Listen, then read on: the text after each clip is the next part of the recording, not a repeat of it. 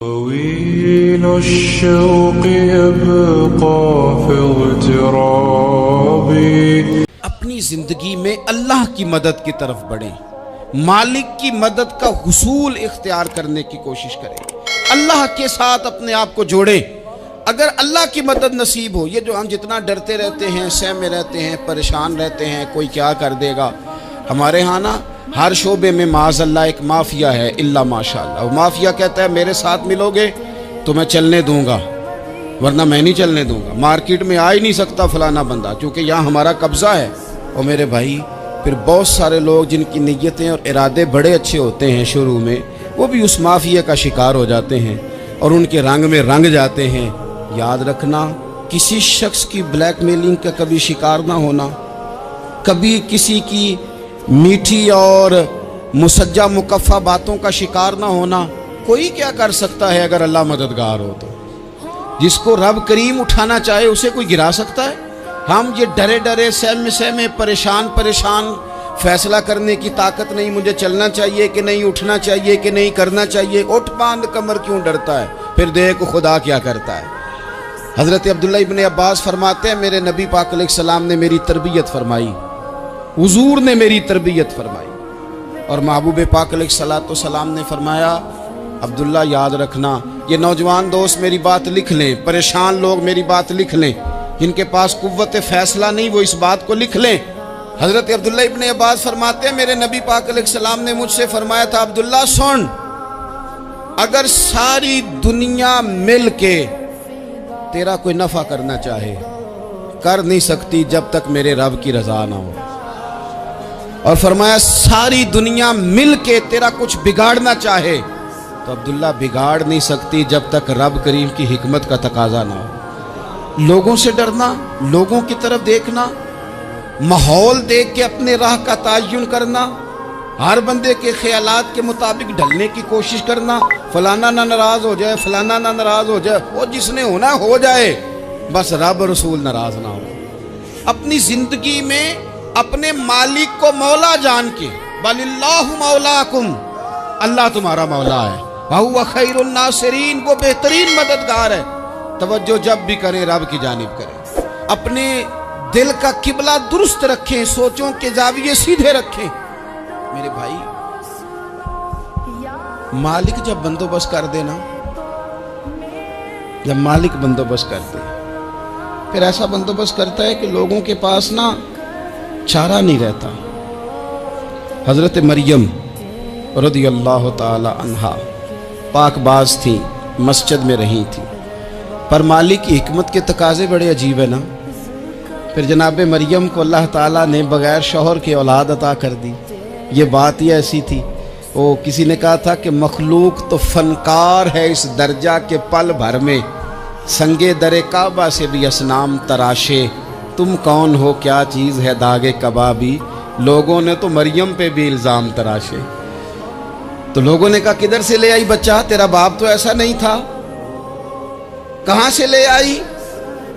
اللہ کرے میں آپ کو سمجھا سکوں، ذرا اپنے آپ کو وہاں کھڑا کریں کہ ایک پاک باز عورت، پاک باپ کی بیٹی، طیب ماں کی بیٹی، اور اللہ کے گھر میں پرورش پانے والی خاتون، ایک وہ وقت اور ایک یہ وقت کہ اس عورت کو کٹہرے میں کھڑا کر کے پوچھا جا رہا ہے کہ معاذ اللہ تیری گود میں بچہ جائز نہیں ہے، کہاں سے لائی ہے؟ اب خود سے صفائیاں بندہ کتنی کو دے، کتنی کو وضاحتیں کرے. اور میں نے تو اپنی زندگی میں دیکھا ہے زیادہ وضاحت دینے والے کو بھی لوگ جھوٹا سمجھنے لگ جاتے ہیں. زیادہ وضاحت دینے پر بھی لوگ کمزوری کا اظہار سمجھتے ہیں کہ کمزور پڑ گیا. آپ صلح کی کوشش کرتے ہیں، سامنے والا بزدل سمجھ لیتا ہے. زیادہ وضاحتیں بھی کمزور کر دیتی ہیں. اب حضرت مریم کو کٹہرے میں کھڑا کر کے کہا بچہ کس کا ہے؟ تو پھر خدا بندوبست جب کرے، اللہ جب مددگار ہو، تو پھر حضرت مریم کی گواہی درختوں سے نہیں دلوائی، اس نے پتوں سے نہیں دلوائی، پھر فرشتے نہیں بھیجے. حضرت مریم کہنے لگی مجھ سے نہ پوچھو، وہ جو پنگوڑے میں ہے اسی سے پوچھ لو، ان سے پوچھو نا، وہ کون ہے پوچھ لو، ان سے کر لو سوال. انہوں نے کہا پنگوڑے میں چند دنوں کا بچہ یہ جواب دے گا؟ مددگار تھا رب. उनकी बरात का ऐलान करना था मालिक ने, और जब मालिक ऐलान कर दे, जब मालिक तेरी सफाई देना चाहे, जब मालिक तुझे दुनिया के सामने निखारना चाहे, तो पंगूड़े में लेटे हजरत ईसा बोल के कहने लगे, इन्नी अब्दुल्लाह आतानियल किताबा, फरमाया मैं अल्लाह का बंदा हूं, रब ने मुझे किताब अता करके नबी बना के दुनिया में भेजा है।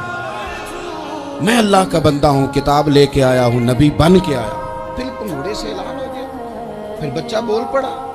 और ये एक दफा नहीं बात हुई, ये बनी इसराइल में एक जुरैज नाम के शख्स भी थे जो नमाज पढ़ रहे थे। बाज ने लिखा है नफल नमाज थी, अम्मा ने पुकारा तो आए नहीं, तो माँ के मुंह से निकल गया, तू इतनी देर तक मरेगा नहीं जब तक किसी बेहया औरत का मुंह न देख ले।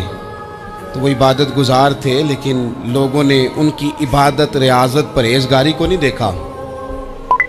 बस एक औरत को भेज के इल्ज़ाम लगवा दिया। वो औरत आया जाया करती थी, अब आ जाती हैं औरतें, मसला पूछने की नीयत से भी आ जाती हैं। माहौल में कुछ जगह ऐसी भी हैं जहां औरतें दम कराने के बहाने आ जाती हैं।